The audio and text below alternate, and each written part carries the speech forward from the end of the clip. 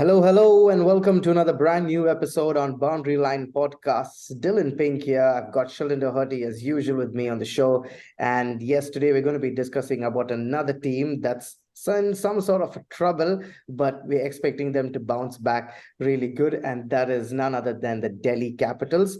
We're going to take you through how they did in the auction and where we think they're going to end up this year. So without further ado, let's jump straight into it. But before going ahead, requesting our viewers to hit the like button, subscribe to our channel, and let us know in the comment section what you think about the content that we are putting out there. So let's go straight into it then. Sheldon, do you think Delhi Capitals had a good outing there in the auction, in some sort of a issue there with Rishabh Pant missing out? But I feel with David Warner back leading the team, I think they will do well.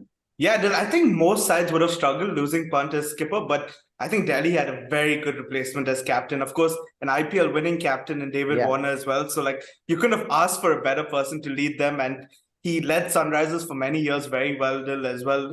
Many orange caps as well. So, it's an ideal replacement there. And in terms of the auction, Dill, I think this happened before the Pant incident, if I'm not mistaken. So, but they had gotten Phil Salt as a backup keeper, and they got Riley Russo as well. So, and Manish Pandey, who can also keep. So maybe it was a blessing in disguise, some of these, moves they made in the auction, because they do have some keeping options now as well. So that's a bit good. I feel they had a decent auction as well.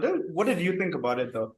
Yeah, absolutely. I felt they had a decent auction. Of course, this, like you said before the Rishabh Pant incident, I mean, like all teams, these guys also went in for Cam Green there. They sort of went in for Harry Brook, but they've got those big names there in Phil Salt and Riley Russo, like you said, and who can be a replacement for Rishabh Pant. But I feel the guy who's going to make that replacement is going to be Sarfaraz Khan, Sheldon. I mean, he's had a brilliant few seasons there in India. The Ranji Trophy and everything like that. And this could be his year. We've seen him initially for RCB where he just came and played those, few balls there. But I feel Sarfaraz Khan now has a point to prove, and this could well be his year. Very interesting team there, Sheldon. If we've just quickly take a look at it. There we've got David Warner there, Prithvi Shaw as the openers, who I feel will be. And they've got Mitchell Marsh, I think the guy who can do nothing wrong right now in the form of his life. Interesting to see if Riley Russo can also, be in that slot with him, whether he's going to play. But Mitchell Marsh, I feel Sheldon has to just manage his fitness. I mean, if he's fit right throughout the campaign for Delhi, I mean, they're going to have an incredible year, right? Yeah, Dill. I think also a big issue is that he's been struggling with his bowling lately. He didn't bowl as well in the ODI series, so I think that's a slight issue. And Dill, they don't have an all-round replacement for Mitchell Marsh in the squad.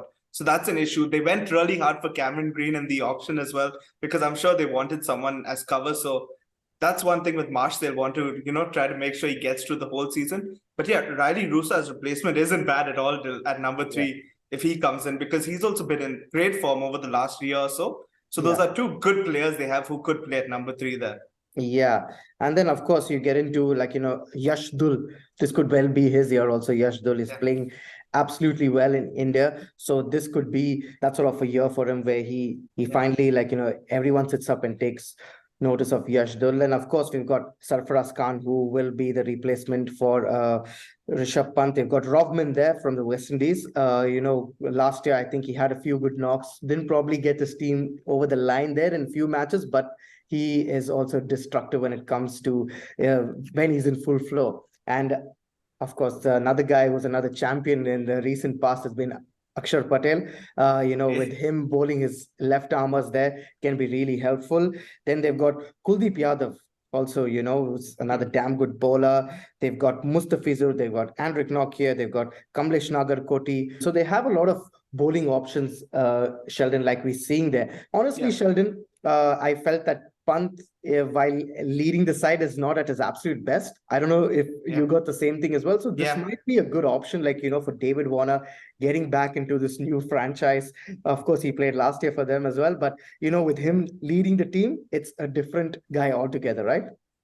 Yeah, Dil, I think I know Ponting won't admit it in public, but I think he's the one who would have wanted Warner as captain last season, in fact, at the start. You just felt there was an imbalance between Pant and Ponting as well, leading the side. It's almost like it was different vision. So I think blessing in disguise, Ponting would have loved this, and Ponting just loves having his Aussie players as well in the team. He always goes for them, and Warner leading the side with that aggressive brand of cricket could be ideal for Delhi in a way. And I think they got a pretty good squad in general to cover for Pant as well. As you said, Dil, who would have options like Safraz and Manish Pandey and Riley Russo and Phil Salt who can keep? Those are some really good options. So I mean, Pant is obviously a big loss. He's world class. He's a super player. But I think Delhi are one team who could manage without him because they do have that squad depth. Yeah, absolutely right, Sheldon. Totally nailed it. And also, I feel they have some other good names there in the team. There, they've got Manish Pandey. You said who's also there in the team, so he could play in there. I mean, if Yashdul is not up to the mark, so Manish Pandey, given his experience, can come there. And then you're looking at a solid middle order there, Sheldon, with Riley Russo, Manish Pandey, Sarfaraz Khan, Rovman Powell, Akshar Patel after that. So then the middle order is looking really good. And of course, with the bowling, if Anrik Nokia is fit completely, Mustafizur is there. So then that bowling is also looking good. But coming to the important question, Sheldon, where do you think Delhi are going to end up this year and the impact player for you? I want to say Delhi makes it to the playoffs, but I think it'll be touch and go. I think I'll just go with fifth. I think they finished fifth last year as well. I think if I had to be too picky with them, maybe it's that 5, 6, 7 is that one area where you could hurt them. I know Rovman Paul is really aggressive and he's very dangerous, but he doesn't finish enough games for me.